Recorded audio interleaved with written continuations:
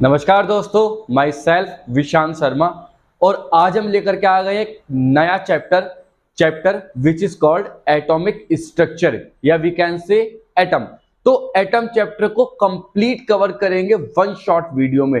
ये लिखा हुआ भी आ रहा होगा यहाँ। तो इंटरेस्टिंग चैप्टर होने वाला है, बहुत सारी चीजें कवर करने वाले हैं। कैसे साइंटिस्टों को पता चला कि एटम के एक्चुअल में स्ट्रक्चर क्या है, कैसे इलेक्ट्रॉन के बाद जे थॉमसन सर ने बताया कि ये एटम का मॉडल हो सकता है, या उन्होंने सजेशन दी, उन्होंने ये मॉडल सजेस्ट किया कि ऐसा एटम का मॉडल हो सकता है, लेकिन कैसे वो फेल हुआ। और बाद में रदरफोर्ड साहब ने बताया कि ये स्ट्रक्चर हो सकती है, फिर वो फेल हुई, फिर बोहर साहब ने बताया कि ये स्ट्रक्चर हो सकती है, फिर वो फेल हुई, फिर जाने क्या क्या हुआ। ये सारी चीजें कवर करने वाले हैं आज की वीडियो में, और वीडियो बहुत इंपॉर्टेंट होने वाली है। 4 से 5 मार्क्स इस चैप्टर से कहीं नहीं गए। तो आशा यही रहेगी कि कॉपी पेन निकाल के नोट्स बना लेना, कानों में ईयरफोन लगाना, मोबाइल के स्क्रीन पे ध्यान रहना चाहिए और कुछ नहीं होना चाहिए। डू नॉट डिस्टर्ब का बटन ओपन कर लेना और बस खो जाना वीडियो में, क्योंकि वीडियो में आने वाला है मजा। क्योंकि ये जो मॉडर्न फिजिक्स है, और इस मॉडर्न फिजिक्स में हम क्या कवर करने वाले हैं, सारी हिस्ट्री खंगाल लेंगे। इलेक्ट्रॉन की, प्रोटॉन की, न्यूट्रॉन की, एटम्स की, न्यूक्लियस की, ये सारी चीजें कवर करेंगे। तो बात स्टार्ट होती है। स्टार्ट करने से पहले मैं एक बार बता देता हूं कि उस टाइम में एटम नाम की चीज क्या होती है सब लोग जानते थे, लेकिन एटम के स्ट्रक्चर के बारे में किसी को आइडिया नहीं था। ये भी लोगों को पता था कि एटम जो होता है एक न्यूट्रल पार्टिकल होता है। न्यूट्रल मतलब उस पर कोई चार्ज नहीं होता, ठीक है। इलेक्ट्रॉन की डिस्कवरी नहीं हुई थी, ये बात याद रखना। तो बात है, अब कहानी स्टार्ट होती है एटम की। तो बात है 1897 के इंग्लिश फिजिसिस्ट जे थॉमसन साहब एक एक्सपेरिमेंट कर रहे थे, discharge through gases. Electric discharge करवा रहे थे गैसेस के थ्रू, और वो एक चीज ऑब्जर्व करते हैं। वो क्या ऑब्जर्व करते हैं कि जो गैस है ये निगेटिव चार्ज पार्टिकल कंटेन करती है अपने अंदर, मतलब इनके पास निगेटिवली चार्ज पार्टिकल है। हालांकि कुछ समय बाद उन्होंने ये बात बता दी थी कि वो निगेटिव चार्ज पार्टिकल इलेक्ट्रॉन्स है। तो यहां से डिस्कवरी हुई थी इलेक्ट्रॉन की। अब क्वेश्चन ये है कि अगर गैस के पास निगेटिव चार्ज पार्टिकल है तो पॉजिटिव चार्ज भी होगा, क्योंकि एटम तो एक्चुअल में न्यूट्रल होता है। अगर खाली निगेटिव चार्ज होता है एटम पे तो इलेक्ट्रॉन ही रहते, तो एटम न्यूट्रल ना होता, टोटल निगेटिव चार्ज होता। इसका मतलब अगर एटम न्यूट्रल है, जैसे कि मैंने पहले बताया है, तो निगेटिव चार्ज पार्टिकल होने के साथ साथ पॉजिटिव चार्ज पार्टिकल भी एटम के पास होगा ही होगा। ये बात जे थॉमसन के माइंड पे क्लिक की, और जे थॉमसन साहब ने सन 1898 में पहली स्ट्रक्चर रिलीज करी एटम की, जिसे बोलते हैं plum pudding model of atom. उन्होंने एटॉमिक स्ट्रक्चर में बताया कि किसी भी एटम के पास इलेक्ट्रॉन इस तरह से सजे हुए रहते हैं जैसे खीर के अंदर काजू बादाम पिस्ता। प्लम पुडिंग मतलब खीर तो बोलते हैं उसे, काजू बादाम पिस्ता। और जो बाकी खीर के चावल और दूध है वो ऐसे एक्ट करते हैं जैसे कि पॉजिटिव चार्ज। या वाटरमेलन कह दो कि एक जितना तरबूज होता है, कटा हुआ वाटरमेलन, तो तरबूज के जो सीड्स हैं वो इलेक्ट्रॉन की तरह बिहेव करते हैं एटम में, और जो तरबूज का बाकी का हिस्सा है सीड्स को छोड़ करके वो पॉजिटिव चार्ज की तरह बिहेव करता है। बात में दम था, लोगों को बात पे विश्वास आया, और उन्होंने इसी एक्सप्लेनेशन से, इसी मॉडल से जे थॉमसन साहब ने ये बात भी कह दिया था कि इसी का कारण है, यही कारण है कि जब तुम किसी भी एटम को हीट करोगे तो उसके अंदर से बस इलेक्ट्रॉन ही बाहर निकलते हैं, पॉजिटिव चार्ज बाहर नहीं निकलता। क्यों? क्योंकि पॉजिटिव चार्ज के पूरे स्फेरिकल शेल है और इसके अंदर इलेक्ट्रॉन बीज की तरह सजे हुए हैं। तो जैसे ही तुम इसे हीट दोगे तो इलेक्ट्रॉन एक्साइटेड हो जाते हैं, सारे के सारे इलेक्ट्रॉन निकल करके बाहर आ जाते हैं, पॉजिटिव चार्ज वहीं का वहीं रहता है। बस बात में दम था। जे थॉमसन साहब की बातों को लोगों ने माना और कहा कि वाकई एटम की स्ट्रक्चर ऐसी ही होनी चाहिए। बस अब तुम्हें पता है कि कभी के दिन बड़े तो कभी की रात बड़ी। अब कुल मिला के बात यहां आ जाती है क्या कि लेनार्ड नाम के साइंटिस्ट की एंट्री होती है, और लेनार्ड नाम के साइंटिस्ट ने एक एक्सपेरिमेंट किया, कैथोड रे एक्सपेरिमेंट। और उन्होंने कैथोड रेस को जब एक थिन फॉइल से पास करवाया तो वो क्या देखते हैं कि कैथोड रे जरा सी भी डेविएट ही नहीं हो रही, वो सीधी पार निकल गई कैथोड रे उस थिन फॉइल से। अब उन्होंने आर्ग्यूमेंट किया जे थॉमसन से, और उन्होंने कहा कि जे थॉमसन साहब एक बात बताओ, अगर आपका एटम स्फेरिकल शेप का है और इसके पास इलेक्ट्रॉन इस तरह से अरेंज है, तो ये कैथोड रेज अनडेविएटेड कैसे निकल गई फॉइल से? अगर इनके पास कोई ना कोई मास होता, अगर इनके पास इलेक्ट्रॉन इस तरह से होते और पॉजिटिव चार्ज यूनिफॉर्मली डिस्ट्रीब्यूट होता तो इन्हें डेविएट होना चाहिए था, क्योंकि जब कोई मास वाली चीज, हैवी चीज किसी चीज से टकराएगी तो डेविएट तो हो जाना चाहिए, लेकिन ये तो डेविएट ही नहीं हो रही, ये सीधी क्यों निकल रही है? बस जे थॉमसन साहब की बात में जे जे थॉमसन साहब को ये बात खटक गई। बात सही थी लेनार्ड साहब की भी, क्योंकि उन्होंने एक्सपेरिमेंट की प्रूव करा कि कैथोड रे कैसे पास हो रही है सीधी सीधी। लेकिन लिनार्ड के एक्सपेरिमेंट से ये बात प्रूफ नहीं हो पाई कि क्यों इलेक्ट्रॉन ही बाहर निकल पा रहे हैं, पॉजिटिव चार्ज बाहर नहीं निकल रहा। जबकि लिनार्ड के एक्सपेरिमेंट ने ये बात जरूर प्रूफ कर दी थी कि अगर पॉजिटिव चार्ज यूनिफॉर्मली डिस्ट्रीब्यूट होता, जो according to J J Thomson ने कहा कि पॉजिटिव चार्ज यूनिफॉर्मली डिस्ट्रीब्यूटेड है, तो लेनार्ड साहब ने ये कहा कि अगर पॉजिटिव चार्ज यूनिफॉर्मली डिस्ट्रीब्यूट होता तो एक कैथोड रे सीधी ना निकलती, डेविएट हो जाती। बात तो सही है। तो यहां से हमें दो चीजें निकली। जे जे थॉमसन साहब ने एटॉमिक मॉडल दिया और ये कहा कि पॉजिटिव चार्ज भी यूनिफॉर्मली डिस्ट्रीब्यूटेड है, इलेक्ट्रॉन सीड्स की तरह डिस्ट्रीब्यूटेड है, और इसे हीट करने पर इलेक्ट्रॉन बाहर इसी वजह से आते हैं क्योंकि पॉजिटिव चार्ज यूनिफॉर्मली डिस्ट्रीब्यूटेड है और इलेक्ट्रॉन बाहर आ जाते हैं। ये जे जे थॉमसन की बात है। लेनार्ड साहब की बात क्या थी कि कैथोड रे डेविएट क्यों हो रही है, इसका मतलब ये पॉजिटिव चार्ज यूनिफॉर्मली डिस्ट्रीब्यूट नहीं है, लेकिन इलेक्ट्रॉन बाहर क्यों निकल रहे हैं ये नहीं पता उन्हें। तो लेनार्ड साहब ने यहाँ एक डाउट क्रिएट कर दिया कि जरूरी नहीं है कि पॉजिटिव चार्ज ऐसे ही फैला हुआ हो जे जे थॉमसन के स्ट्रक्चर पे। ये बातें चलती रही, आर्ग्यूमेंट चलते रहे, नए साइंटिस्ट की एंट्री होती है और नई बात है 1906 की।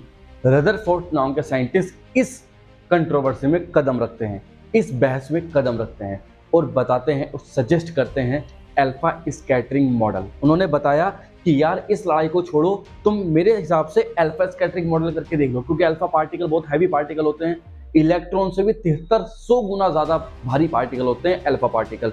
तो अब अल्फा पार्टिकल के एक मॉडल एक्सपेरिमेंट करके देखो, उस अल्फा पार्टिकल के एक्सपेरिमेंट से सारी चीजें क्लियर हो जाएंगी कि एक्चुअल में एटम की स्ट्रक्चर है कैसी।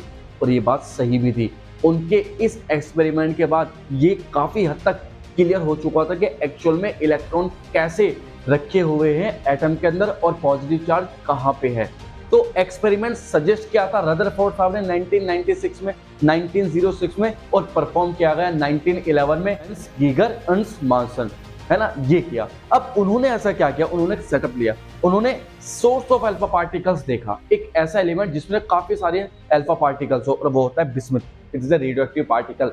मैडम क्यूरी पहले ही बता चुके थे, हेनरी बैकरेल पहले ही बता चुके थे कि हम अल्फा पार्टिकल स्कैटर करता है। अल्फा पार्टिकल स्कैटर करने वाला बिस्मुथ लिया, वो यहाँ रखा लेड के ब्लॉक्स के पास, यहाँ लेड की थोड़ी ब्रिक्स लगाई गई, यहाँ एक गोल्ड फॉइल लगा दी, यही तो गेम चेंजर साबित होने वाली थी। यहाँ रखी एक स्क्रीन, इस पर ZNS का लेप लगाया और डिटेक्टर लगा दिया।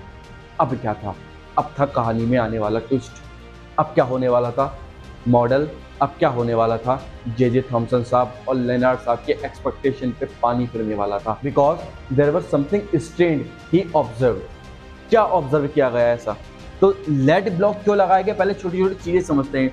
लेड ब्लॉक लगाए इन लोगों ने जिससे कि जो अल्फा पार्टिकल निकले वो इधर आधर को स्कैटर ना हो, क्योंकि इधर आधर को जाए तो इनके थ्रू एब्जॉर्ब हो जाए, मतलब अल्फा पार्टिकल सीधा ही जाना चाहिए जिससे स्टडी करने में आसानी हो। दूसरी चीज, यहाँ लेड के ब्लॉक भी इसलिए कि अल्फा पार्टिकल यहीं से निकले पीछे की तरफ ना जाए जिससे कि एब्जॉर्ब कर ले। गोल्ड फॉइल लगाई, इतनी थिन शीट लगाई, इसका जो मैग्नीट्यूड है थिकनेस का वो है 10 to the power -6 to 10 to the power -8 mm का। तुम देख रहे हो ट्रांसपेरेंट गोल्ड फॉइल थी। गोल्ड ही क्यों लिया, क्योंकि गोल्ड हाईली डक्टाइल मटेरियल है यार। गोल्ड इतना डक्टाइल है कि तुम इससे इतना थिन वायर बना सकते हो जो तुम्हें दिखाई भी ना दे। तो गोल्ड की फॉइल ली, और गोल्ड का एटॉमिक नंबर होता भी 79 है ना, तो हैवी एटम इसका न्यूक्लियस होगा कहीं ना कहीं। ये हालांकि ये सारी सच्चाई खुलने वाली थी। अब होता क्या है, अब यहां ZNS स्क्रीन लगाई गई जिससे ये डिटेक्ट करेगी अल्फा पार्टिकल सीधे जा रहे हैं या टेढ़े जा रहे हैं। टेढ़े जाने वाले सीधे जाने वाले ये डिटेक्टर डिटेक्ट कर लेगा कि कितने एंगल पे जा रहे हैं। तो अब परफॉर्म किया गया ये एक्सपेरिमेंट और ऑब्जर्वेशन निकाली गई, और देखते क्या है कि 99.86%, दोबारा कह रहा हूं 99.86% अल्फा पार्टिकल बिना डेविएट हुए सीधे स्क्रीन पे जा टकराए, बिना डेविएट हुए सीधे स्क्रीन पे जा टकराए। ये ऐसा कैसे पॉसिबल है? अगर जे जे थॉमसन साहब ने कहा है कि जो एटम है उसकी स्ट्रक्चर तो स्फेरिकल होती है, तो अगर वे स्फीयर्स हैं तो इस गोल्ड फॉइल के अंदर स्फेरिकल शेप में एटम रखे होंगे, तो जो अल्फा पार्टिकल भी हैवी पार्टिकल है, it has a lots of momentum, तो जब ये सीधा जाएगा तो गोल्ड फॉइल के एटम से टकराने के बाद वापस लौट के आना चाहिए ना। ये सीधा कैसे जा रहा है? लेनार्ड ने भी यही ऑब्जर्व किया था और लेनार्ड ने भी यही बताया था। लेनार्ड की बात को भी ताकत मिली और यहां से पता लगा कि एटम का मोस्ट ऑफ द स्पेस खाली है, अभी तो सीधे जा रहे हैं, अगर कुछ होता तो टकरा जाते। फिर और क्या ऑब्जर्व किया गया, दूसरी चीज ऑब्जर्व की गई कि 0.14% अल्फा पार्टिकल 1 डिग्री से ज्यादा डेविएट हुए, मतलब उनका जो डेविएशन एंगल था वो 1 डिग्री से थोड़ा ज्यादा था। इसका मतलब कि जो एटम है उसका जो पॉजिटिवली चार्ज पार्टिकल है, मोस्ट ऑफ द स्पेस तो एम्प्टी है, लेकिन जो थोड़ा बहुत पॉजिटिव चार्ज है वो कहीं ना कहीं रखा है, जिसकी वजह से अल्फा पार्टिकल ने कुछ महसूस किया, रिपल्शन या अट्रैक्शन, और उसकी वजह से डेविएट हुआ। अब तीसरी ऑब्जर्वेशन में क्या देखा, तीसरी ऑब्जर्वेशन में क्या देखा, तीसरे ऑब्जर्वेशन में देखा गया कि 8000 में से एक अल्फा पार्टिकल 90 डिग्री पर डेविएट हो गया, मतलब जा तो ऐसे रहा था और ऐसे चला गया सीधा। 8000 में से एक अल्फा पार्टिकल 90 डिग्री पे डेविएट हो गया। इसका मतलब इतनी हैवी चीज रखी है कोई, जिसे अल्फा पार्टिकल भी हटा नहीं पा रहा, जबकि अल्फा पार्टिकल खुद अपने आप में हैवी पार्टिकल है। अब देख लो कितनी जबरदस्त बात बताई। इस एक्सपेरिमेंट से सारा दूध का दूध और पानी का पानी हो चुका था। और फोर्थ ऑब्जर्वेशन में पता लगाया कि एक अल्फा पार्टिकल 10⁻6 में से 10⁻6 1 लाख नहीं 10 लाख अल्फा पार्टिकल में से एक अल्फा पार्टिकल 180 डिग्री पे डेविएट हो रहा है, मतलब वापस जाकर के वापस वहीं को आ गया। अरे बाप रे, इसका मतलब कुछ ज्यादा हैवी चीज रखी है, इतना मोमेंटम होने के बाद भी वो चीज रिप्लेस नहीं हो पा रही। तो यहां से क्रिस्टल क्लियर आइडिया मिल चुका था कि जो पॉजिटिव चार्ज है वो यूनिफॉर्मली डिस्ट्रीब्यूट तो है ही नहीं। जे थॉमसन साहब कहाँ हो आप, यूनिफॉर्मली डिस्ट्रीब्यूटेड है ही नहीं। अब रदरफोर्ड ने सजेस्ट की एक स्ट्रक्चर एटम की, और उन्होंने बताया कि सारा का सारा पॉजिटिव चार्ज जो होता है एटम का वो कहीं एक जगह संकुचित रहता है, कंसाइज रहता है, और इलेक्ट्रॉन चारों तरफ चक्कर लगाते हैं। और यही ऑब्जर्वेशन आज के टाइम में हम मानते भी है, और ऐसी ही एटॉमिक स्ट्रक्चर हम बनाते हुए जनरली के पॉजिटिव चार्ज यहाँ और नेगेटिव चार्ज से रिवॉल्व कर रहे हैं। तो बात में दम था ना, है ना। रदरफोर्ड साहब ने सजेशन किया और गीगर मार्सन ने एक्सपेरिमेंट किया और प्रूव कर दिया कि भाई बहुत सारी चीजें थी जो जे थॉमसन साहब ने गलत बताई थी, और बहुत सारी चीजें क्लियर हो चुकी कि एटॉमिक स्ट्रक्चर रियल में कैसी है। रदरफोर्ड देख लो, है ना। तो अब इस बारे में थोड़ी और बातें करते हैं, रदरफोर्ड साहब ने ऐसी क्या क्या चीजें कही। चलिए, तो पहली ऑब्जर्वेशन में जब गीगर मार्सन ने ऑब्जर्व किया तो पहले ऑब्जर्वेशन में क्या आया कि most of the alpha particle 99.86% alpha particle undeviated सीधे निकल गए थे। इससे क्या पता चलता है कि मोस्ट ऑफ द स्पेस खाली है एटम का। दूसरे में क्या पता चला कि 0.14% अल्फा पार्टिकल 1 डिग्री से ज्यादा डेविएट हुए हैं। तीसरे ऑब्जर्वेशन में क्या पता चला कि 8000 में से एक अल्फा पार्टिकल 90 डिग्री पे डेविएट हो रहा है। और चौथे ऑब्जर्वेशन में क्या पता चला कि 10 लाख में से एक अल्फा पार्टिकल वापस 180 डिग्री पे वापस आ रहा है। तो इसका मतलब बहुत ही हैवी चीज रखी है जो पॉजिटिव, इसका मतलब कि एटम के अंदर बहुत ही हैवी चीज रखी है, पॉजिटिवली चार्ज है और वो एक जगह रखी है, क्योंकि नेगेटिवली चार्ज होती तो अल्फा पार्टिकल उससे चिपक जाता, क्योंकि अल्फा पार्टिकल के पास पॉजिटिव चार्ज होता है। तो वो नेगेटिवली चार्ज, इसकी वजह से रिपल्शन हुआ और वो वापस लौट के आ गए। तो भैया रदरफोर्ड का ऑब्जर्वेशन से कुछ रिजल्ट निकल करके आए थे, और वो रिजल्ट काफी हद तक सही था, जिन्हें स्ट्रक्चर बता दी थी कि न्यूक्लियस की स्ट्रक्चर या एटम की स्ट्रक्चर ऐसी होगी। अब बात यह है कि अब एटम की स्ट्रक्चर तो पता चल गई, अब रदरफोर्ड ने उस एक्सपेरिमेंट से ये आइडिया भी दे दिया था कि न्यूक्लियस का एस्टिमेटेड साइज कितना हो सकता है। वो जो पॉजिटिव चार्ज एक जगह कलेक्टेड है उसका एस्टिमेटेड साइज कितना हो सकता है। तो उन्होंने बड़ा सिंपल सा कॉन्सेप्ट यूज किया जिसका नाम है closest approach distance. Closest approach distance का मतलब कि जो अल्फा पार्टिकल 180 डिग्री पे वापस आ रहा था, इसका मतलब वो अल्फा पार्टिकल सामने रखे न्यूक्लियस से टकराया होगा, है ना। अब अल्फा पार्टिकल पे पॉजिटिव चार्ज है, उस न्यूक्लियस पे ही पॉजिटिव चार्ज है, तो दोनों के बीच अट्रैक्शन तो हो नहीं सकता, रिपल्शन ही हुआ होगा।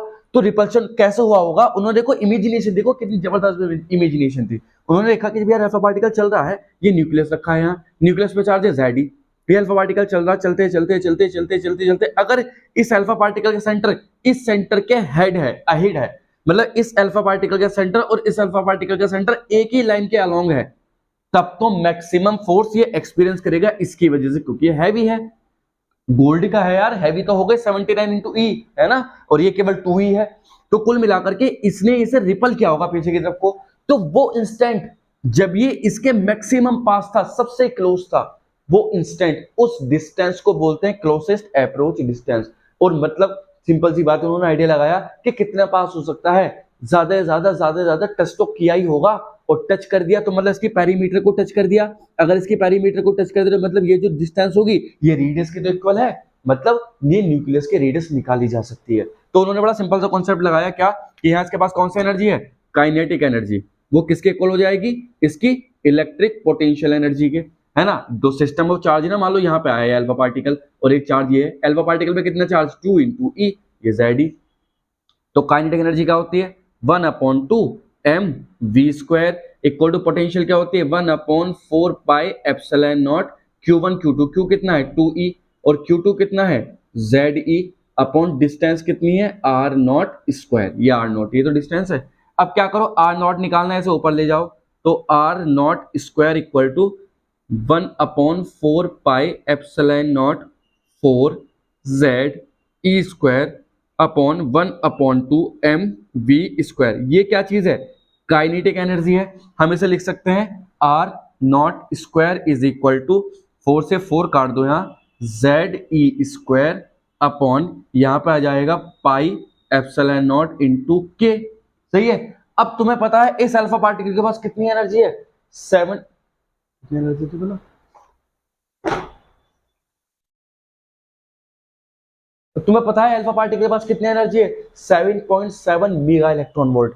मतलब अगर लिखेंगे इफ काइनेटिक एनर्जी कितनी 7.7 मेगा इलेक्ट्रॉन वोल्ट, तो पता है तुम्हें यहाँ से r0 की वैल्यू क्या निकल करके आई थी कैलकुलेशन करने पर 10⁻⁻14 मीटर के आसपास निकल करके आई थी। और यही एस्टिमेटेड साइज बताया गया है न्यूक्लियस का, कि न्यूक्लियस का साइज यही होता है, न्यूक्लियस की रेडियस यही होती है। मतलब यार देख रहे हो ब्रिलियंसी, है ना, ऑब्जर्वेशन देख रहे हो कि कितना जबरदस्त कॉन्सेप्ट लगा जो गुलाम साहब पहले दे चुके हैं पहले चैप्टर में। उन कॉन्सेप्ट को ध्यान में रखते हुए लगा करके यहाँ पे उन्होंने न्यूक्लियस का साइज एस्टिमेट कर दिया यार, ये देखो तुम। तो यहाँ से है क्लोजेस्ट अप्रोच डिस्टेंस, है ना, the minimum distance by which alpha particle just touch the nucleus is called closest approach distance. ये किस यूज होती है, to estimate the size of nucleus, to estimate size of nucleus, size of nucleus, nucleus के size के लिए estimate की जाती है ना, न्यूक्लियस का साइज एस्टिमेट करने के लिए यूज की जाती है। अब वहीं से दूसरा टॉपिक है इंपैक्ट पैरामीटर। ये इंपैक्ट पैरामीटर क्या है, तुमने देखा होगा जो अल्फा, जब रदरफोर्ड ने एक्सपेरिमेंट किया था तो अल्फा पार्टिकल जब सीधे जा रहे थे तो मोस्ट ऑफ द तो सीधे निकल गए थे, कोई दिक्कत नहीं, लेकिन उनमें से कुछ अल्फा पार्टिकल, जैसे कि 8000 में से एक अल्फा पार्टिकल 90 डिग्री पे डिविएट हो रहा था, और 10 लाख में से एक अल्फा पार्टिकल 180 पे आ रहा था, और कितने 0.14% अल्फा पार्टिकल 1 डिग्री से ज्यादा डेविएट हो रहे थे। तो वो डेविएशन कैसा है, वो डेविएशन कैसे कैलकुलेट कर सकते हैं, इंपैक्ट पैरामीटर के हेल्प से। इंपैक्ट पैरामीटर क्या होता है, perpendicular line drawn from the centre of target nucleus on the initial velocity vector. देखो ये है टारगेट न्यूक्लियस, इसका सेंटर लाइन ये है, अब इस सेंटर लाइन से एक परपेंडिकुलर डिस्टेंस ड्रॉ कर दो, तो ये जो बी होगा यही इंपैक्ट पैरामीटर होगा। अब देखो ये परपेंडिकुलर लाइन किसके परपेंडिकुलर होनी चाहिए, इस वेलोसिटी, देखो अल्फा पार्टिकल के वेलोसिटी वेक्टर है ना, इस वेलोसिटी वेक्टर के, तो देखो यहां से जो इंपैक्ट पैरामीटर आएगा ये कितना, अगर ये ना होता तो सीधा निकलता, अब इस न्यूक्लियस की वजह से रिपल्सन फील किया होगा तो ऊपर कितना कुछ लगा थीटा एंगल पे, तो थीटा डेविएशन एंगल हो जाएगा ना, एंगल ऑफ डेविएशन हो जाएगा। तो अगर बी की वैल्यू 0 है, मतलब बी को 0 कर दो, मतलब ये अल्फा यहीं से टारगेट करवा दो, तो थीटा पाई होगा। बात भी सही है कि अगर जैसे अल्फा पार्टिकल सीधा जा रहा था, अगर सेंटर टू सेंटर है तो वापस उसी डिग्री पे आ जाएगा 180 डिग्री पे। तो उन्होंने ये बताया कि अगर इस डिस्टेंस को हम खींचे ही ना, इस डिस्टेंस को 0 कर दे तो ये नीचे शिफ्ट हो जाएगी, तो सीधा जाकर के वापस ऐसे आ जाएगा, थीटा पाई हो जाएगा। ठीक है, लेकिन अगर बी जो है वो ग्रेटर देन r0 है, r0 मतलब इसकी रेडियस है r0, है ना, अगर बी की वैल्यू इससे ज्यादा है तब थीटा 0 होगा। कैसे, कि जब ऊपर जाएगा तो कोई फील ही नहीं होगा रिपल्शन, जब रिपल्शन फील ही नहीं होगा तो सीधा निकल जाएगा, और इसके जस्ट थोड़ा सा भी मान लो यहाँ भी वो ऑफसेट, यहाँ हुआ या यहाँ हुआ, तो कितना डिग्री डेविएट हो जाएगा 1 डिग्री डेविएट हो जाएगा। तो कुल मिलाकर के यहाँ से कुछ ऑब्जर्वेशन निकाली गई थी, बहुत अच्छी ऑब्जर्वेशन थी, और इसके बाद हमने देखेंगे कौन कौन सी ऑब्जर्वेशन है। तो बात करते हैं क्या, ऑब्जर्वेशंस ऑफ रदरफोर्ड मॉडल।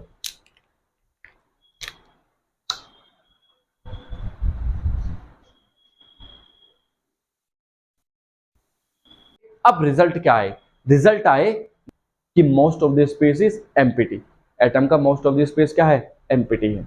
दूसरा रिजल्ट क्या निकाला कि जो पॉजिटिव चार्ज एटम के अंदर वो एक छोटे से हिस्से में कंसंट्रेटेड रहता है।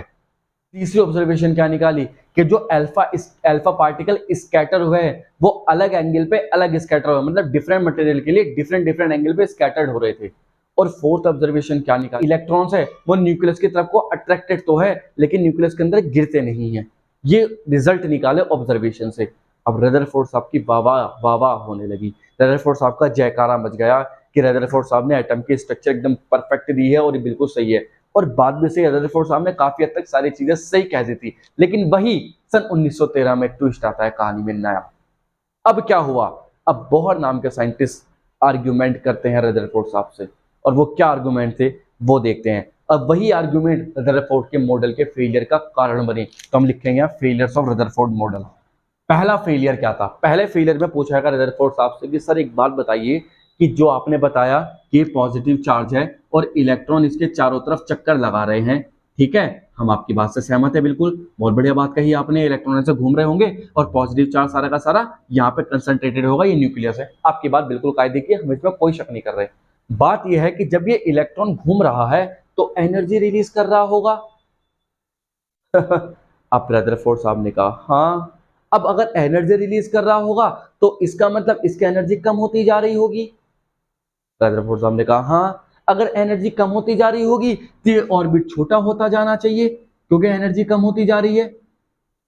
रदरफोर्ड साहब ने कहा हाँ, और अगर ये छोटा होता जा रहा है तो इलेक्ट्रॉन एक टाइम पे आकर के न्यूक्लियस के अंदर गिर जाना चाहिए। रदरफोर्ड साहब ने कहा हाँ, तो न्यूक्लियस के अंदर जब इलेक्ट्रॉन गिर रहा है तो एटम है ही नहीं, इसका मतलब एटम तो है ही नहीं दुनिया में, एटम नाम की कोई चीज ही नहीं है, ये सारी चीजें बनी हुई नहीं है, हम सब इनविजिबल है। ऐसा कुछ हुआ? ऐसा कुछ होता है क्या? नहीं होता। तो फिर सर आपने कैसे कह दिया कि इलेक्ट्रॉन न्यूक्लियस की तरफ को अट्रैक्ट नहीं होगा? ऐसा क्या रीजन तो बताइए।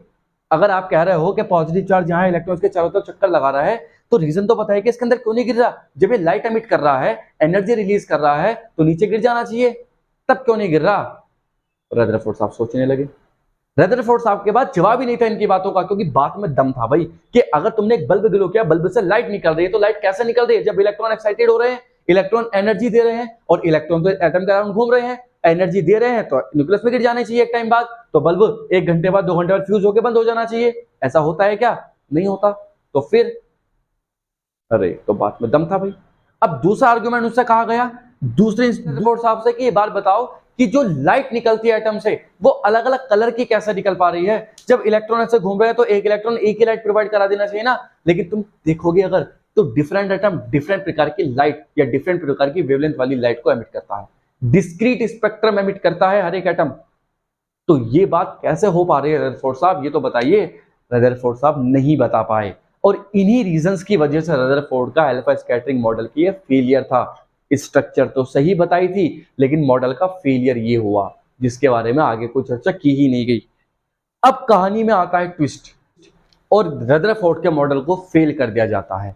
इन 1913 में डेनिश फिजिसिस्ट नील हेनरिक डेविड बोहर, जिन्हें हम बोलते हैं नील्स बोहर, उन्होंने कुछ अपने पोस्टुलेट सजेस्ट किए। रदरफोर्ड के मॉडल में थोड़ा सा मॉडिफिकेशन करके अपने कुछ पोस्टुलेट दिए और उन पोस्टुलेट के बेस पे एटम के स्ट्रक्चर को डिफाइन करने की कोशिश की और ये बताने की कोशिश की कि कैसे इलेक्ट्रॉन, कैसे एनर्जी निकलने के बाद भी इलेक्ट्रॉन रिवॉल्व होता रहेगा, एटम के न्यूक्लियस के अंदर नहीं गिरेगा, जिसके एक्सप्लेनेशन रदरफोर्ड साहब नहीं दे पाए थे। यहाँ नील बोहर साहब ने अपने कुछ पोस्टुलेट दे करके, याद रखना पोस्टुलेट वो चीजें होती हैं जो थ्योरेटिकली एक्सप्लेन की गई हो, इनका प्रैक्टिकल में कोई लेना देना नहीं है, लेकिन हाँ इन पोस्टुलेट को किसने वॉयलेट नहीं किया जिसकी वजह से हम इन्हें सही मानते हैं। हालांकि इनके भी कुछ ड्रॉबैक थे, वो भी हम पढ़ेंगे।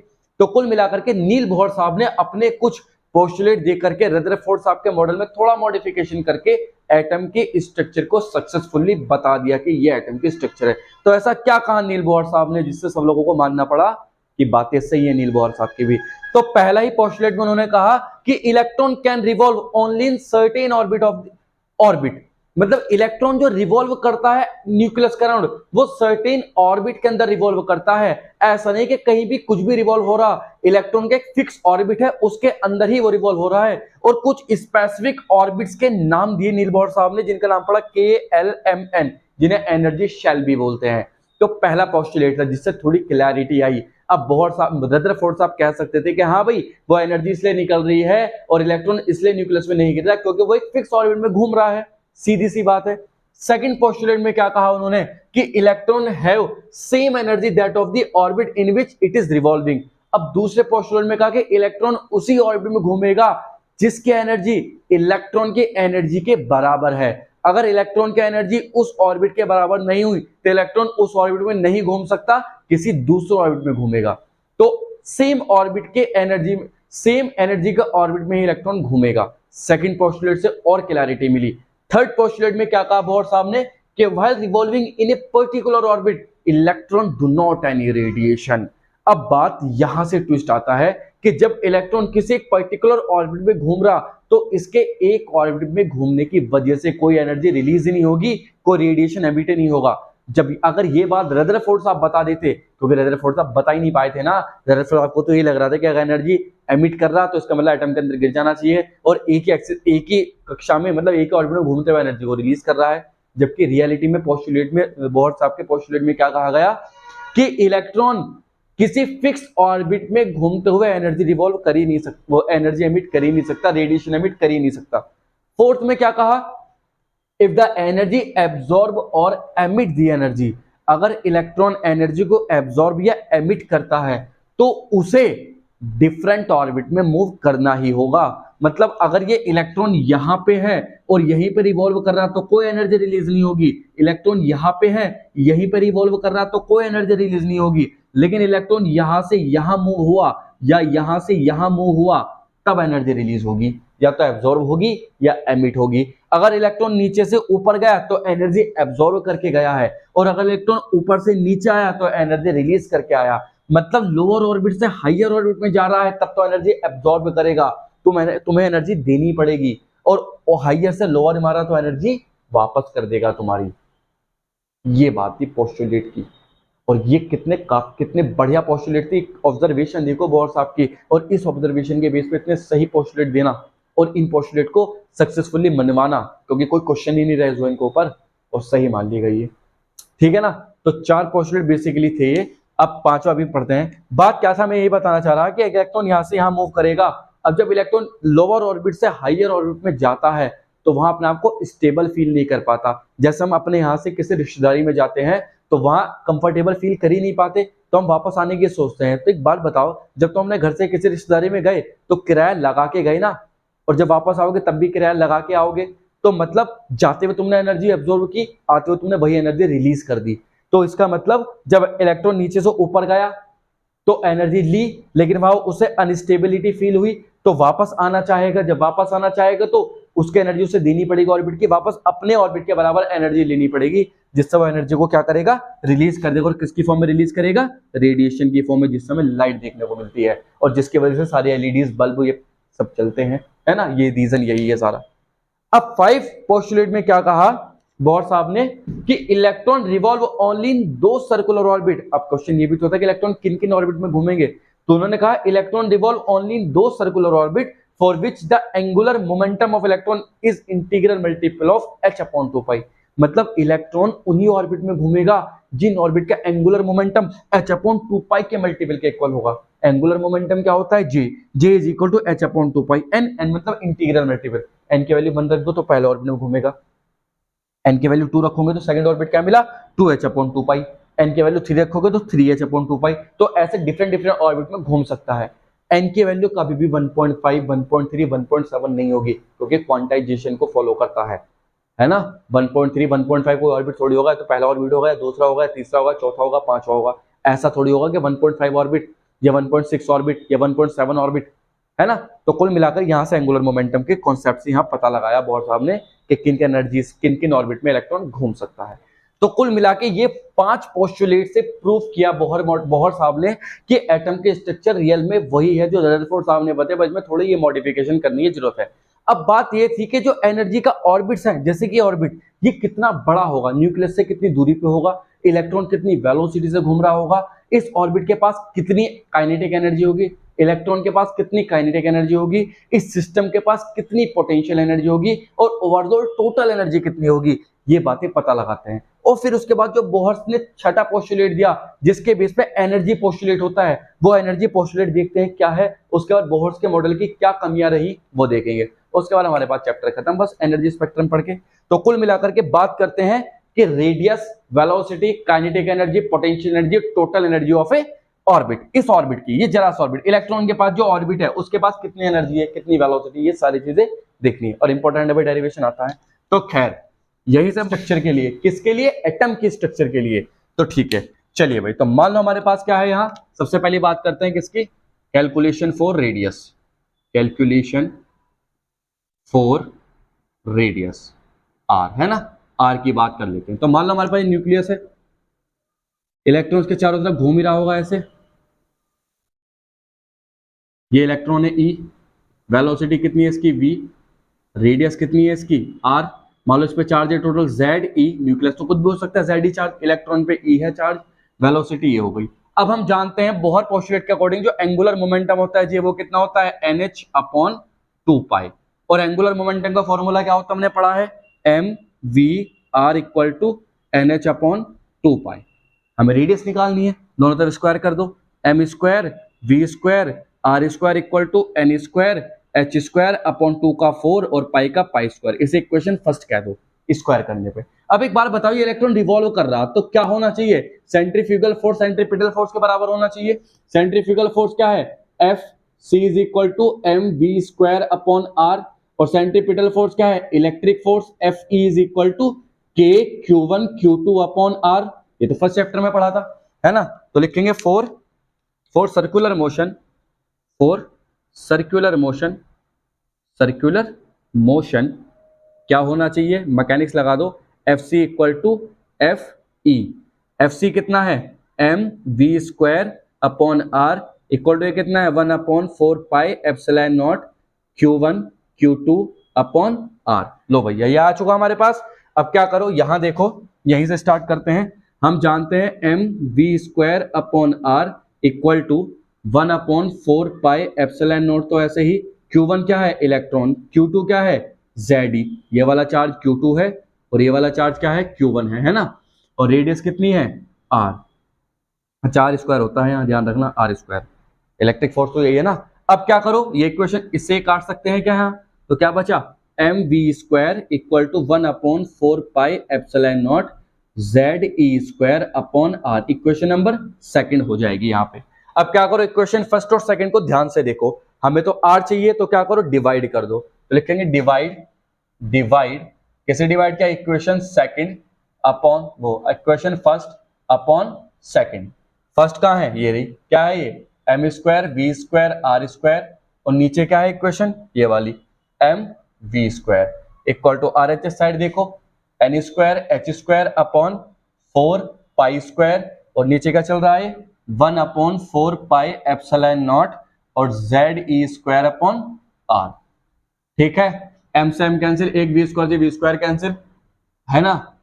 ठीक है, अब क्या करो, देखो यहां बचेगा एम, यहां बचेगा आर स्क्वायर इक्वल टू, यहां क्या बचा, सबसे नीचे का सबसे ऊपर जाएगा, तो 4 pi epsilon naught R into N square H square, और नीचे क्या बचेगा 4 pi square into Z E square. इस आर से एक आर काट सकते हैं, एक पाई से पाई काट सकते हैं, 4 से 4 काट सकते हैं, बस क्या बचेगा R is equal to epsilon not N square H square upon M Z E square. लो भाई ये बचा हमारे पास, एक पाई और है, पाई भी नीचे बचा, तो ये है भैया रेडियस, इस ऑर्बिट की क्या है ये रेडियस, के इतने रेडियस का ऑर्बिट में इलेक्ट्रॉन रिवॉल्व करता होगा। अब अगर मैं इसके डाटा की बात करूं तो डेटा आएगा देखो निकल के, R is equal to 0.529 N square upon Z angstrom, इसे याद रख सकते हैं, जहां n क्या है नंबर ऑफ ऑर्बिट। इस फॉर्मूले से तुम किसी भी ऑर्बिट के रेडियस निकाल सकते हो, n की वैल्यू 2 रख दो, दूसरे ऑर्बिट की रेडियस मिल जाएगी, n की वैल्यू 3 रख दो, तीसरे ऑर्बिट की रेडियस मिल जाएगी, और z क्या है एटॉमिक नंबर, किसी भी एटम की रेडियस निकाल सकते हो। z की वैल्यू 1 रखो हाइड्रोजन की मिल जाएगी, z की वैल्यू 2 रखो हीलियम की मिल जाएगी, z की 3 रखो लिथियम की मिल जाएगी। बताओ कितना बढ़िया फॉर्मूला है ये। इसे सॉल्व करके आया कैसे, एप्सिलॉन नॉट की वैल्यू क्या है 8.85, एस तुम जानते हो Planck constant 6.6763 into 10 to the power -34, pi जानते हैं, एम मास ऑफ इलेक्ट्रॉन और ई इलेक्ट्रॉन पे जहां सॉल्व करके आएगा। ठीक है, ये तो कैलकुलेशन रेडियस की थी। अब किसके कैलकुलेशन करते हैं, calculation for velocity. Second part की बात करें, कैलकुलेशन फॉर वेलोसिटी।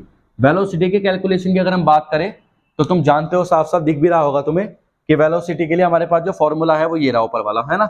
हम जानते हैं क्या, M V R is equal to N H upon 2 pi. देखो दिख रहा है क्या, दिख रहा है क्या, दिख रहा है या नहीं दिख रहा है ना, NH/2 पाई। तो क्या करो, यहां से आर की वैल्यू कहां पुट कर दो, आर की वैल्यू वाली यहां रख दो आर की वैल्यू, ठीक है।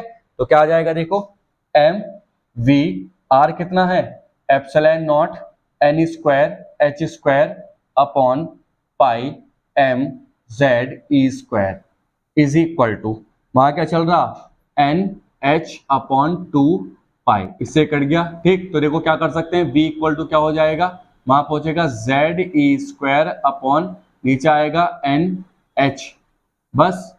और क्या बचा, बस। अभी तो सॉल्व करेंगे जब हम, अच्छा एप्सिलॉन नॉट भी है तो एप्सिलॉन नॉट रहेगा, जब इसे सॉल्व करेंगे तो सॉल्व आता है 2.18 इंटू 10⁶ मीटर पर सेकेंड, इसे सॉल्व करके ये आएगा।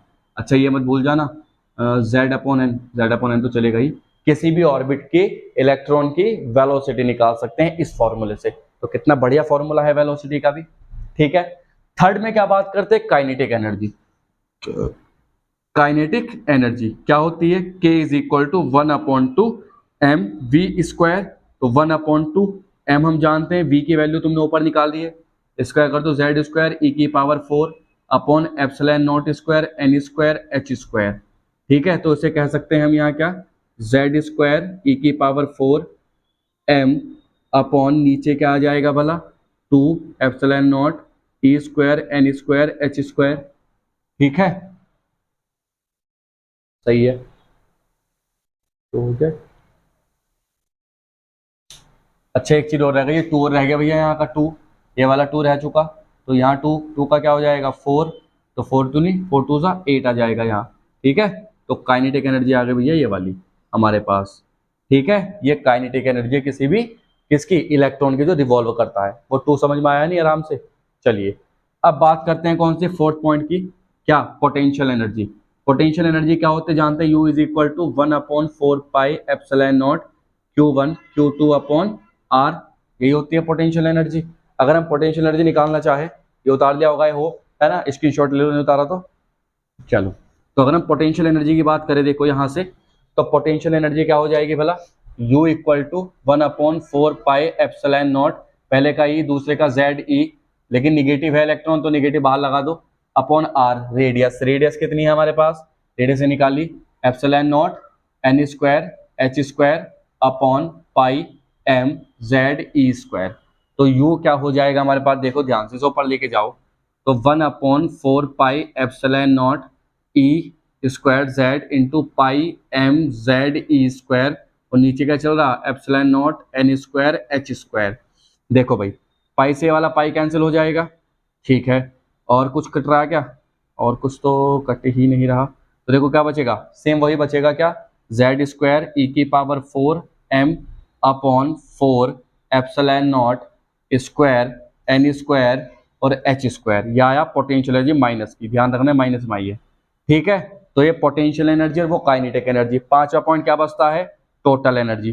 टोटल एनर्जी क्या होती है, टोटल एनर्जी होती है sum of kinetic energy plus potential energy. तो काइनेटिक एनर्जी कितनी है भला, वो है 1/8 Z² e⁴ m upon epsilon nought square n² h², और पोटेंशियल कितनी है माइनस, पोटेंशियल कितनी है देखो, माइनस के Z² e⁴ m upon 4 epsilon nought square n² h²। अब देखो यहाँ 8 है, यहाँ 4 है, इसका तो अंतर है, 2 से मल्टीप्लाई कर दो, ऊपर नीचे यहाँ लिख दो 8, वहां लिख दो 2, तो 2 में से 1 गया, कितना बचेगा, 1 बचेगा जनरली, तो कुल मिलाकर हम डायरेक्टली लिख सकते हैं यहाँ पे, अब तो लिख लिया होगा सबने, है ना। हम क्या लिख सकते हैं डायरेक्टली यहाँ पे, देखो टोटल एनर्जी की हेल्प से हम लिख सकते हैं E इज इक्वल टू, ये 2 में से 1 गया 1, तो माइनस के Z² e⁴ m upon 8 epsilon nought square n² h²। लो भैया ये आया है। अब अगर इसे सॉल्व करते हैं तो क्या मिलेगा, इसे सॉल्व करने पे मिलता है माइनस के 13.6 Z² अपॉन n²। ये है वो इलेक्ट्रॉन की एनर्जी, और किस में मिलेगी, इलेक्ट्रॉन वोल्ट में मिलेगी, इसमें मिलेगी इलेक्ट्रॉन वोल्ट में। जूल में निकालनी हो तो 1.6 इंटू 10⁻⁻19 से डिवाइड कर सकते हैं। अब ये निगेटिव साइन क्या शो करता है, टोटल एनर्जी निगेटिव है, इसका मतलब ये न्यूक्लियस से बंधा हुआ है इलेक्ट्रॉन, क्योंकि इसमें एनर्जी की कमी है। कितनी कमी है, -13.6। अब अगर तुम इसे इतनी ही एनर्जी दे दो तो टोटल एनर्जी 0 हो जाएगी, इलेक्ट्रॉन फ्री हो जाएगा और फ्री होकर के कहीं भी जा सकता है। तो डिफरेंट डिफरेंट ऑर्बिट के लिए इलेक्ट्रॉन निगेटिव एनर्जी के साथ घूमता रहता है किसी ऑर्बिट में। अगर मैं बात करूं एनर्जी ऑफ इलेक्ट्रॉन की, एनर्जी ऑफ इलेक्ट्रॉन किसके लिए, n=1 ऑर्बिट के लिए, जबकि हाइड्रोजन की बात चल रही है, हाइड्रोजन का Z1 होता है, तो E कितना मिलेगा, E1 -13.6 इलेक्ट्रॉन वोल्ट। और अगर मैं बात करूं n=2 के लिए तो E2 कितना मिलेगा, ये मिलेगा 3.14 इलेक्ट्रॉन वोल्ट। और अगर मैं 3 की बात करूं,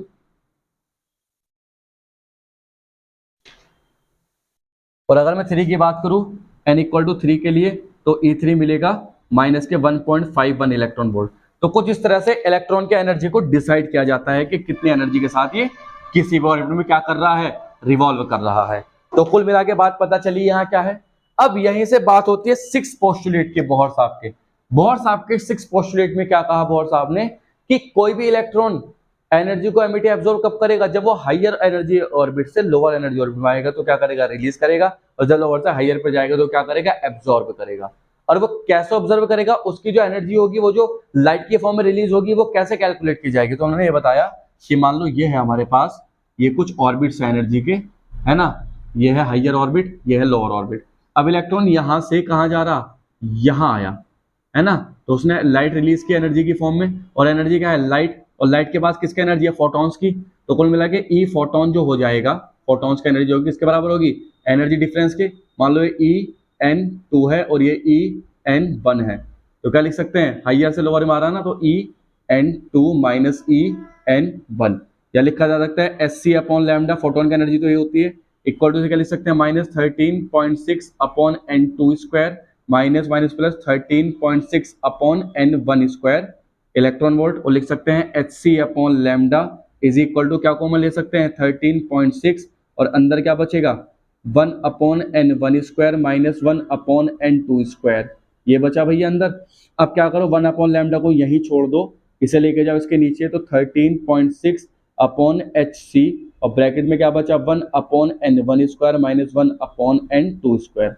और यहाँ से तुम 1 अपॉन लैम्डा इक्वल टू लिख सकते हो इसे R, और यहाँ आ जाएगा 1 upon N1 square minus 1 upon N2 square. लो भाई, बोहर के 6 पोस्टुलेट से हमें कौन सा फॉर्मूला मिला, एम्पेरिकल फॉर्मूला मिला एनर्जी से। वो जो एनर्जी डिफरेंस की वजह से जो लाइट रिलीज हुई है उसकी वेवलेंथ फाइंड की जा सकती है। यार ये देखो, वेवलेंथ फाइंड करने का तुम्हें फॉर्मूला मिल गया। मतलब जो इलेक्ट्रॉन लाइट को रिलीज कर रहा है एक ऑर्बिट से दूसरे ऑर्बिट में आने की वजह से, और उस लाइट की जो वेवलेंथ है वो कैसे कैलकुलेट करेंगे, ये इंपेरिकल फॉर्मूला तुम्हें बताएगा। और ये आर क्या है, रिडबर्ग कांस्टेंट। और इस रिडबर्ग कांस्टेंट की वैल्यू कितनी होती है वाला, इसकी वैल्यू होती है R is equal to 1.097 into 10⁷ पर मीटर। ये भैया वैल्यू थी। तो यहाँ देखो कितनी, मतलब कितनी डीप बातें बता रखी है यार साइंटिस्टों ने, और कितना नॉलेज वाली बात है, कितनी हमारे लिए हेल्पफुल है कि एटम का स्ट्रक्चर, एटम का साइज, न्यूक्लियस का साइज सब कुछ प्रेडिक्ट कर दिया था उन्होंने यार इन चीजों से। तुम देख पा रहे हो, है ना। तो ये इंपेरिकल फॉर्मूला मिला तुम्हें वेवलेंथ कैलकुलेट करने का, ये 6 पोस्टुलेट से, बोहर के 6 पोस्टुलेट से आया। तो यहाँ पे सारी कहानी खत्म होती है भाई। आई होप तुम लोगों की समझ में आया होगा सारी चीजें। अब बात करते हैं बोहर के पोस्टुलेट के ड्रॉबैक की, क्या ड्रॉबैक थे उनके, है ना। तो भैया बोहर साहब के ड्रॉबैक थे पोस्टुलेट। अब ड्रॉबैक है क्योंकि तुम्हें पता है इस एटम को लेकर के तो कोई बढ़िया हुआ ही नहीं, मतलब कहीं ना कहीं कमी रही। तो बोहर साहब के पोस्टुलेट में कुछ कमी थी। पहली कमी थी कि इन्होंने केवल इलेक्ट्रॉन के बारे में ये सारी चीजें बताई थी, बाकी एटम के बारे में फेल हो गए थे। दूसरी बात, इन्होंने क्या किया, इलेक्ट्रॉन के वेव नेचर को काउंट किया ही नहीं था, इलेक्ट्रॉन के केवल पार्टिकल नेचर को काउंट करके घूम रहा है। और तीसरा, इसमें जिसको स्पेक्ट्रम निकल रहे थे लाइट के, हाइड्रोजन स्पेक्ट्रम जो निकल रहा था लाइट का, इसको सही से बता ही नहीं पाया था, एक्सप्लेन नहीं कर पा रहे थे कि डिफरेंट वेवलेंथ कैसे निकल पा रही है। हालांकि बाद में नए साइंटिस्ट आए, लाइमन, बामर, पास्टन, ब्रैकेट, फुंड, इन्होंने स्पेसिफिक वेवलेंथ निकालने के लिए स्पेसिफिक फॉर्मूले दिए थे, है ना। इन्हें बोलते हैं हाइड्रोजन स्पेक्ट्रम लाइन। तो ये बातें थी। और फोर्थ में क्या कहा जाता था कि हाइजेनबर्ग की अनसर्टेनिटी के प्रिंसिपल को वायलेट कर पा रहा था, क्योंकि इन्होंने इलेक्ट्रॉन की पोजीशन बता दी थी, जबकि हाइजेनबर्ग ने क्या कहा था, सेम टाइम पे मोमेंटम पोजीशन नहीं बताई जा सकती। तो ये बोहर के कुछ पोस्टुलेट। तो आगे बढ़ते हैं इसी के साथ। तो खैर, इतनी लड़ाई झगड़े होने के बाद, इतनी कंट्रोवर्सी होने के बाद, इतने रूल चेंज होने के बाद अल्टीमेटली एटम की स्ट्रक्चर हमें मिल चुकी थी। और वो एटम के स्ट्रक्चर कुछ ऐसे थे जो आज के टाइम में हम बनाते हैं कि बीच में positive charge, which is called nucleus, and electron revolving around the nucleus. This is the true structure of atom. तो यहाँ से अब बात आती थी कि उस एटम से जो लाइट्स निकल रही है उनके एक स्पेसिफिक वेवलेंथ है। अगर तुम डिफरेंट एटम को एनर्जी दोगे तो डिफरेंट टाइप की वेवलेंथ प्रोड्यूस करती है, और वो वेवलेंथ तो एक टाइप का फिंगरप्रिंट की तरह बिहेव करती है उन मेटल्स के लिए कि स्पेसिफिक टाइप की वेवलेंथ निकलेगी, और तुम उस स्पेसिफिक टाइप की वेवलेंथ को पता लगा करके ये पहचान सकते हो कि वो मेटल कौन सा है। Is there is sodium, potassium और क्या है, तुम उसकी वेवलेंथ से ही पता लगा सकते हो, क्योंकि हर एक मेटल की वेवलेंथ उसके एक फिंगरप्रिंट की तरह करती है कि अगर तुम्हें वेवलेंथ पता है तो उसी मेटल के वो वेवलेंथ होगी, किसी की हो ही नहीं सकती। तो ये तरीका लगाया गया हाइड्रोजन स्पेक्ट्रम से, ये हाइड्रोजन के मॉलिक्यूल को गर्म किया गया, मतलब एक जनरली गैस ली गई, जब उस गैस के मॉलिक्यूल को गर्म करते हैं, हीट करते हैं या एक्साइट करते हैं तो उसके अंदर से रेडिएशन निकलता है। उस रेडिएशन को अगर हम एक प्रिज्म के थ्रू फिर से स्लिट पे ले ले तो डिफरेंट लाइट डिफरेंट कलर के में वेवलेंथ देखने को मिलती है। यहाँ लाइट देखने को मिलती है और हर एक लाइट की वेवलेंथ अलग होती है।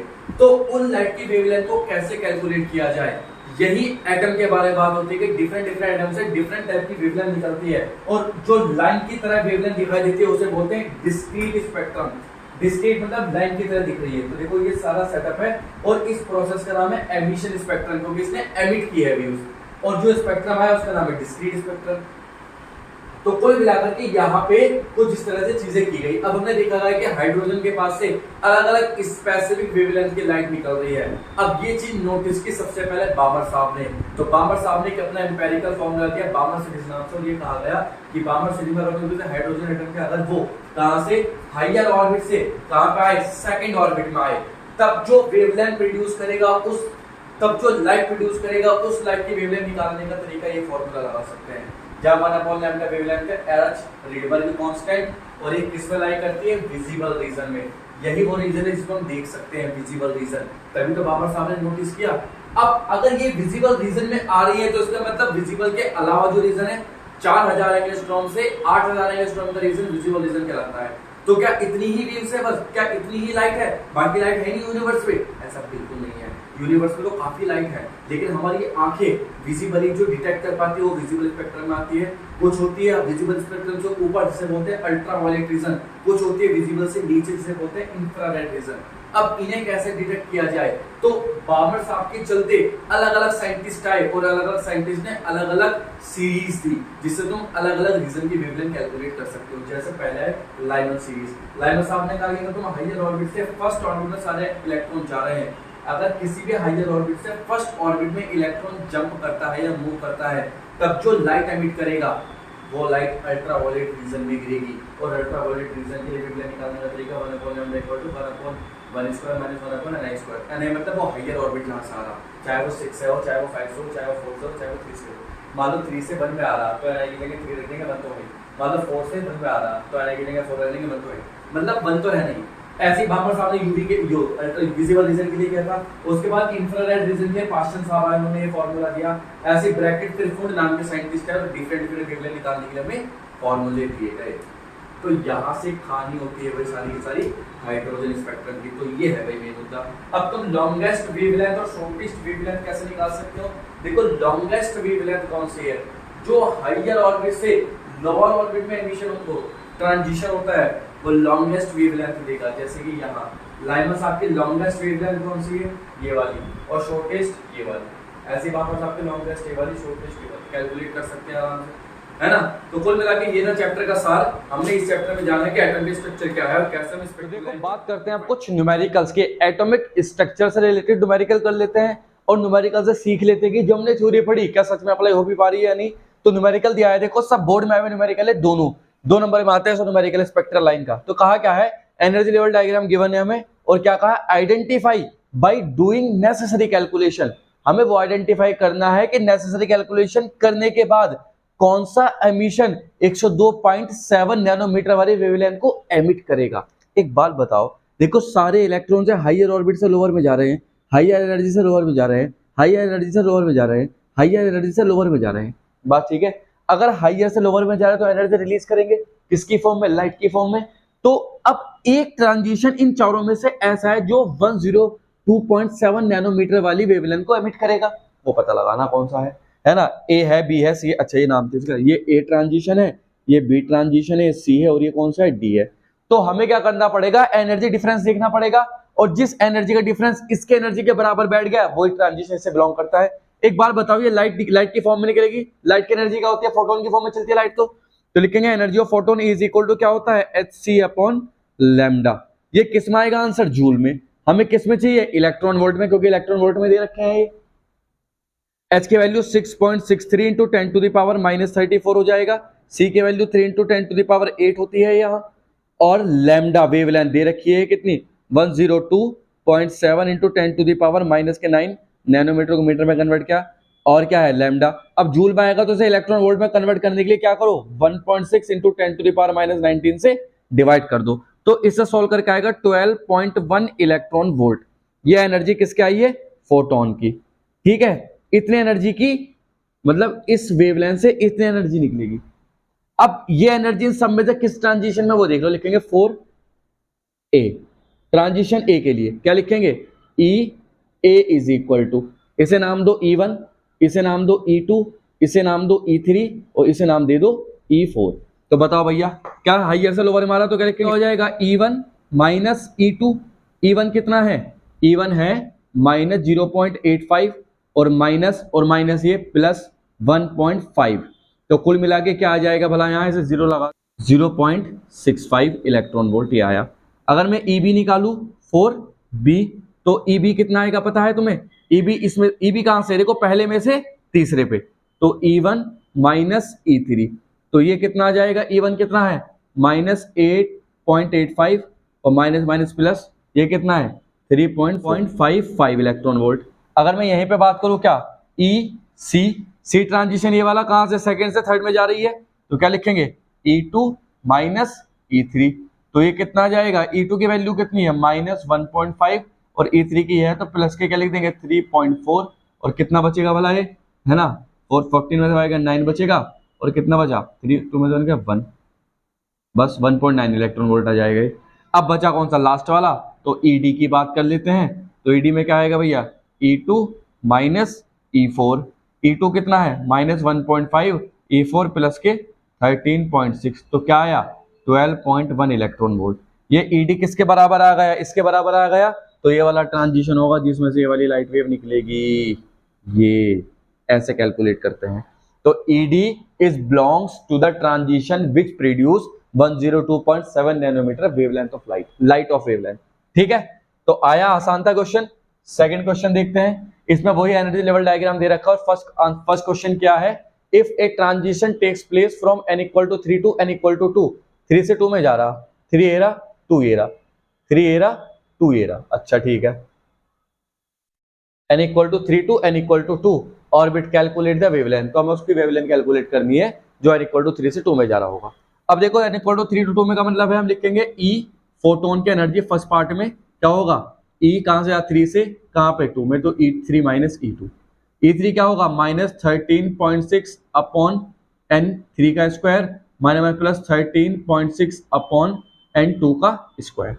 हमने क्या किया 13.6 तो कॉमन ले लिया, अंदर कितना बचेगा माइनस के 1 अपॉन n3, n3 कौन सा 3 का square 9 plus 1 upon n2, n2 कौन सा 2 का स्क्वायर 4, तो ये आ जाएगा हमारे पास 13.6 इंटू 4 जाएगा वहां तो हो जाएगा 5 और नीचे आ जाएगा 9। तो एक आ गई एनर्जी। हमें तो वेवलेंथ फाइंड करनी है, तो हम जानते हैं क्या, इसे लिख सकते हैं hc upon lambda is equal to 13.6 into 5 upon 36, या लिख सकते हैं लैम्डा जाएगा वहां तो लैम्डा इक्वल टू हो जाएगा लैम्डा वहां ये वहां, तो hc into 36 upon 13.6 into 5 is a solve 77 angstrom. तो ये भैया वेवलेंथ आ गई इस ट्रांजिशन वाली। ठीक है, वेवलेंथ आराम से कैलकुलेट कर ली। अब क्या पूछा है, विच ट्रांजिशन रिजल्ट मैक्सिमम वेवलेंथ। देखो जिस ट्रांजिशन में मिनिमम एनर्जी रिलीज हुई होगी वो मैक्सिमम वेवलेंथ प्रोड्यूस करेगी, क्योंकि हम जानते हैं नंबर सेकंड में जो एनर्जी होती है वो inversely proportional to 1 upon wavelength होगा। तो अगर एनर्जी मैक्सिमम है वो मिनिमम है तो वेवलेंथ क्या हो जाएगी मैक्सिमम। तो कौन से ट्रांजिशन में मिनिमम हो सकती है, केवल एक ही ट्रांजिशन है 3 से 4 वाला, 3 से 4 वाले में मिनिमम होगी, तुम डिफरेंस करके देख लेना चाहे तो lambda maximum in n equal to 3 to 4। इस वाले ट्रांजिशन में ये वाला ट्रांजिशन यहाँ से निकलेगी मैक्सिमम वेवलेंथ, क्योंकि यही छोटा ट्रांजिशन है। n छोटा होगा, n डिफरेंस कम होगा तो n डिफरेंस ज्यादा होगा तो एनर्जी कम होगी, एनर्जी कम होगी तो वेवलेंथ ज्यादा हो जाएगी। कुल मिला के बात समझ में आ गई। चलो तो देखो 3 क्वेश्चन ये है, ये 3 क्वेश्चन करते हैं, भी अच्छे क्वेश्चन है, 5 क्वेश्चन आएंगे टोटल, और बाकी प्रैक्टिस के लिए हम एक नई वीडियो बनाएंगे, भी टेंशन नहीं लेने का। तो यहाँ देखते हैं इसमें क्या पूछा है, find the shortest wavelength of बामर series. बामर series की शॉर्टेस्ट वेवलेंथ क्या होगी? तुम जानते हो हमने एक हाइड्रोजन स्पेक्ट्रम बनाया था पीछे, अभी तुमने देखा होगा, वो कुछ इस तरह से था कि यहाँ पे न्यूक्लियस होता था और ऐसे ऐसे ऐसे ऐसे ऐसे ऐसे बनानी पड़ती थी हमें, है ना। तो बामर सीरीज क्या होगी? बामर सीरीज देखो फॉर्मूला क्या है बामर सीरीज के लिए, बड़ा सिंपल सा formula, 1/λ is equal to R bracket 1/2 का स्क्वायर माइनस 1/n(i) का स्क्वायर। अब अगर हमें शॉर्टेस्ट वेवलेंथ बतानी है तो एनर्जी डिफरेंस क्या होना चाहिए? मैक्सिमम। और एनर्जी डिफरेंस मैक्सिमम कब होगा? जब इन्फिनिटी से वेव आ रही होगी। तो इसका मतलब n इनिशियल क्या होगा? इन्फिनिटी ऑर्बिट होना चाहिए, तो पुट कर दो। तो 1/λ is equal to R bracket में 1/4 माइनस 0। तो क्या बचा? 1/λ is equal to R by 4, या lambda is equal to 4/r। और 4/r की value 1.097 into 10 to the power 7, 3.46 into 10 to the power minus 7 मीटर। इस एंगस्ट्रॉम में कन्वर्ट कर सकते हैं 10 टू द पावर माइनस 10 से मल्टीप्लाई करके और डिवाइड करके। तो कुल मिला के यहाँ से हमारे पास ये आ जाएगा, कोई दिक्कत वाली बात ही नहीं है यहाँ, है ना। हाँ ठीक है, तो आ चुका भैया ये हमारे पास। ऐसे ही बात क्या करते हैं क्वेश्चन नंबर 4 में, देखो यहाँ, calculate the longest wavelength belongs to Lyman series and Balmer series. देखो लॉन्गेस्ट लाइमन, बामर की तो हमने निकाली ली, अच्छा शॉर्टेस्ट निकाली है, तो लॉन्ग ये कौन सी थी? शॉर्टेस्ट। शॉर्टेस्ट लॉन्गेस्ट निकालनी है हमें। तो देखो पहली की बात करें लाइमन, लाइमन के केस में लॉन्गेस्ट वेवलेंथ कौन सी होगी? लॉन्गेस्ट वेवलेंथ जब ट्रांजिशन कहां से कहां होगा? 2 से 1 में। अरे लॉन्गेस्ट वेवलेंथ मतलब एनर्जी लोएस्ट होनी चाहिए, वेवलेंथ बड़ी है तो एनर्जी छोटी होनी चाहिए। छोटी एनर्जी कब होगी? जब कहां से? सेकंड से फर्स्ट में ट्रांजिशन हो रहा होगा, यही तो लॉन्गेस्ट वेवलेंथ है। तो क्या होगा? 1/λ Lyman longest is equal to R bracket में 1 क्या लिखेंगे? 3 का स्क्वायर, नहीं 2 का स्क्वायर और माइनस 1/3 का स्क्वायर। तो ये क्या आएगा? 1/2 का स्क्वायर 1/1 का स्क्वायर, क्योंकि लॉन्गेस्ट है ना। चलो तो हमने क्या लिखा? 1/λ इज इक्वल टू आर, ये क्या हो जाएगा? 1 माइनस, अरे गड़बड़ कर दी यार, तो आर ब्रैकेट में क्या हो जाएगा? आर ब्रैकेट में क्या हो जाएगा? 1/1 का स्क्वायर माइनस 1/2 का स्क्वायर। जब ट्रांजिशन कहां से हो रहा? 2 से 1 में। तो ठीक है, तो हमने क्या किया? आर ये कहां जाएगा? यहां। तो 4 माइनस 1/4, कुल मिला के फॉर्मूला क्या बना? 3r/4 1/λ, या लैम्डा इक्वल टू हो जाएगा 4/3r। ऐसे कर सकते हैं। अब हमसे किसकी पूछी? बामर की। बामर की क्या हो जाएगी? बामर के केस में जो लॉन्गेस्ट वेवलेंथ होगी वो क्या हो सकती है? लॉन्गेस्ट वेवलेंथ का मतलब एनर्जी मिनिमम होनी चाहिए। एनर्जी मिनिमम होगी कब होगी? जब बामर की थर्ड से सेकंड में आ जाएगा। तो क्या होना चाहिए? 1/λ बामर के लिए, आर ब्रैकेट में 1/2 का स्क्वायर माइनस 1/3 का स्क्वायर। तो यहां से हमें क्या मिल जाएगा भला?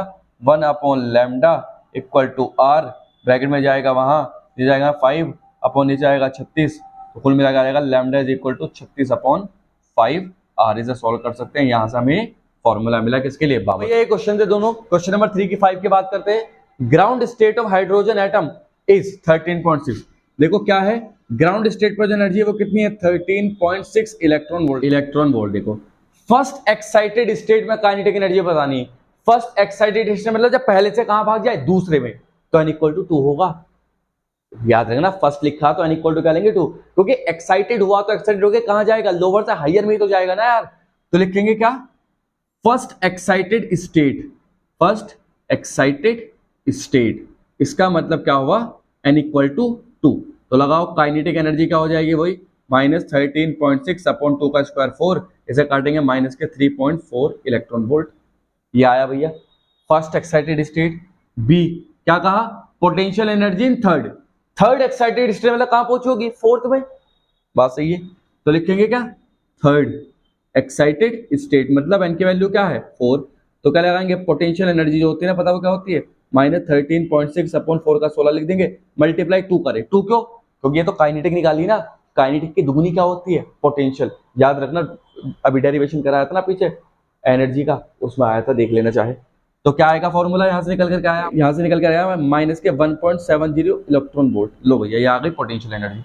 अब तीसरी क्या पूछी, frequency third to first excited state. जब इलेक्ट्रॉन थर्ड से फर्स्ट एक्साइटेड स्टेट में गया तो कितनी फ्रीक्वेंसी रिलीज करी लाइट, है ना, कितनी फ्रीक्वेंसी की लाइट रिलीज करी। तो तुम जानते हो इलेक्ट्रॉन जो गया, इलेक्ट्रॉन फोटोन क्या हो जाएगा, थर्ड से E3 माइनस E फर्स्ट, तो क्या होता है H new, S upon lambda, C upon lambda, new होता है, न्यू मतलब फ्रीक्वेंसी। और ये कितना है गैप हमारे बीच, देखो जरा गैप कितना एनर्जी का है, 3 कितना है, माइनस के 1.7, -1 प्लस E1 कितना है हमारे पास वाला, ये आया 3.4।